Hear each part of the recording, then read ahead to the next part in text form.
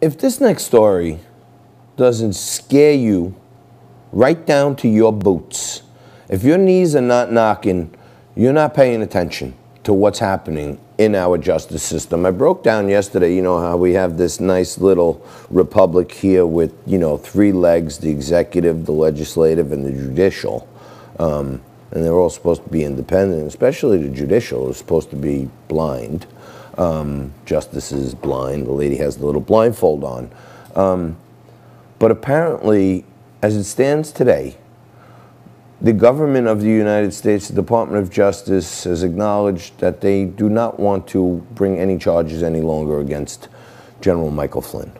General Michael Flynn says he agrees with the governments and he withdraws his plea and he would like to be out of this. The judge in the case has continued to, in my view, prosecute from the bench. And I don't understand how judges can do this. But someone who can make it a lot more clear for us joins me right now, John Banzhaf. He's a nationally recognized public interest attorney. He's also a professor at George Washington Law School. John, this makes me scared because you could have all the due process in the world. You could have the prosecutor admit they potentially made a mistake and they don't want to charge you anymore. And a judge can still throw you in jail? Well, I see it a little bit differently, and let's summarize the facts. Flynn twice confessed in open court to committing perjury. He accepted a plea deal. He was about to be sentenced.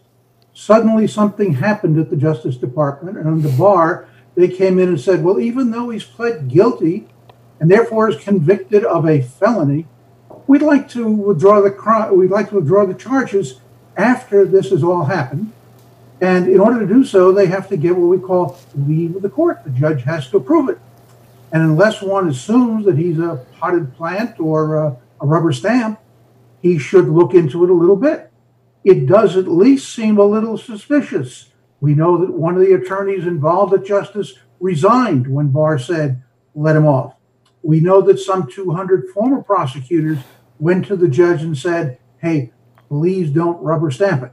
So all this judge has done at this point is said, I want to look into this. I want to decide what my powers are, what I should do based upon all of these facts. Nothing more than that. And yesterday, the Court of Appeals, 8-2, said, okay, you can look into it. We're not sure how much you can look into it.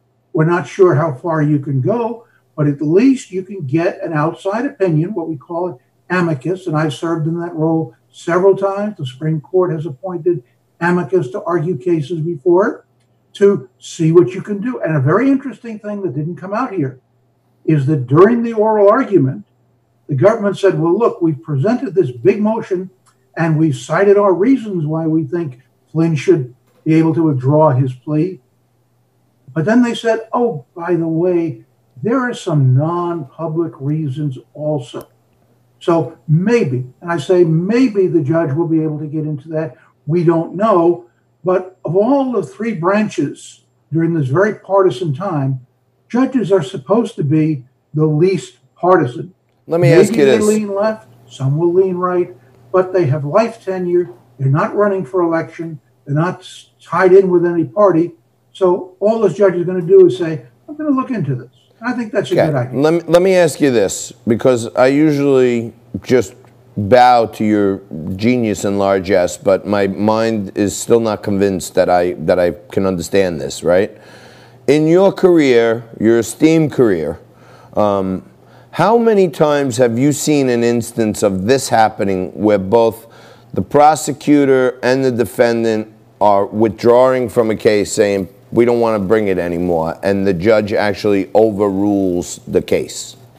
Well, the judge has not yet overruled the case. If he did, that would then go to the Court of Appeals, and the Court of Appeals would decide if he acted properly. No, I know, but I'm saying how many, is this?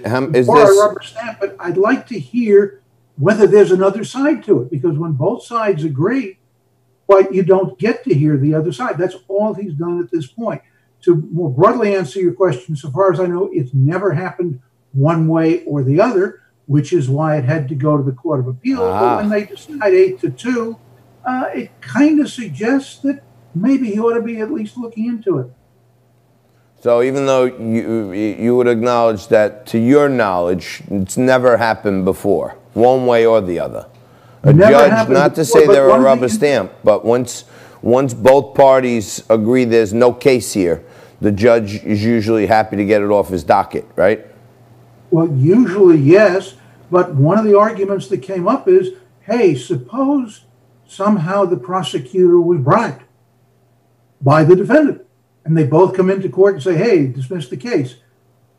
The government actually argued that even in that situation, the judge has no power whatsoever. He's just going to rubber stamp it. And I think most people would agree that that's wrong, that if in fact the prosecutor has been bribed, or perhaps in this case where there were strong political reasons behind his decision, maybe somebody who's a little bit less partisan than our Attorney General ought to at least look into it. And again, that's all that's happened. He hasn't ruled anything. He hasn't said he's not going to go along with it. He said, let me think about it. Let me hear from somebody else as to what my role should be, how deeply I should look into it, and what I should do. And I think that's only fair and reasonable. So they're thinking maybe there's some kind of new quid pro quo there. That's what we're looking for. Well, we don't know. I mean, a lot of people have been suspicious of Barr and said he's acting for political motives, that he's working too closely with the president. Maybe yes, maybe no, we don't know. How about if the 200 prosecutors say, Judge, look into it, and they have no such motives in this case, I think it's only fair for him to say, okay, I'll hear some arguments. Understood. But is it also fair? I mean, maybe this is a bribe, but let's suppose somewhere in the hierarchy of our executive branch, they tell the Department of Justice, hey, stop wasting time and money bringing this guy to court. Even if you convict him, we're going to give him a pardon. So just dismiss the case. That would be, to me, that would be judicial expediency.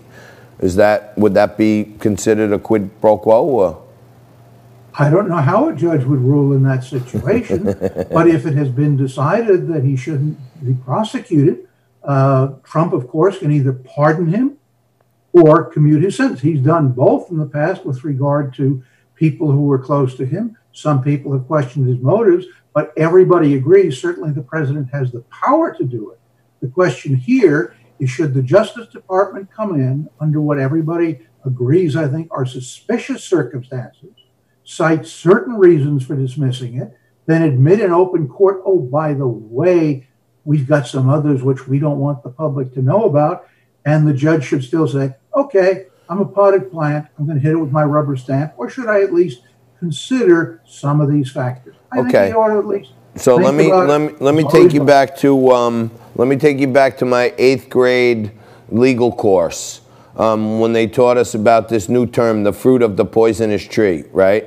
Being that the Department of Justice and the Durham report are looking into the beginnings of this whole investigation that ensnared Flynn and others, maybe what's not public is that they know that this whole investigation was born out of a false document. So the whole thing is fruit of the poisonous tree, but they can't say it because of the Durham report. So here's the public reasons. We don't want to prosecute him anymore. And there are still some confidential ones, which unfortunately all you Americans are going to find out about soon. I think that could be plausible. Well, that's possible. We don't know. If it is, by the way, one of the options a judge has is to go to the Justice Department and say, present these secret reasons to me in camera, which means in private, I will not reveal them. If I think under the circumstances it's appropriate, I will then allow the charge to be dismissed. The other thing, of course, the judge can do, since Flynn is free, he's not in prison anywhere, is to say, okay, I'll just hold this for a while. Let's let this investigation play out. Let's find out what's going on. And if at the end of it, I think you ought to dismiss it against Flynn, I'll go ahead and do it. Fine. Let me ask you this in the final minute here. Let's make believe, 51% of the marriages in America wind up in divorce today, right? Let's say two people are going to court and they're going through the divorce proceedings, and then at some point they say, you know what, we don't want to get divorced anymore. We're withdrawing our case. Can a judge come in and say, oh, no, by the way, I've looked at everything here, and I believe you two should stay married? No, but obviously criminal cases, particularly here, where you're talking about a former advisor to the president, a case which has large political implications, is a little bit different from two people who are just getting a divorce. All right. So again, all the judge is going to say is, I'm going to consider what my options are. I'm going to look at all of the facts as far as I know them, and I'll make a decision. But damn it, I'm not just going to be a rubber stamp for something which may, underline may, be inappropriate. All right. John Banzhaf is the best in the business, nationally recognized public interest attorney, professor of law at George Washington Law School. John, thank you so much. Your wisdom is always well received and appreciated. Thanks. Thanks for the opportunity.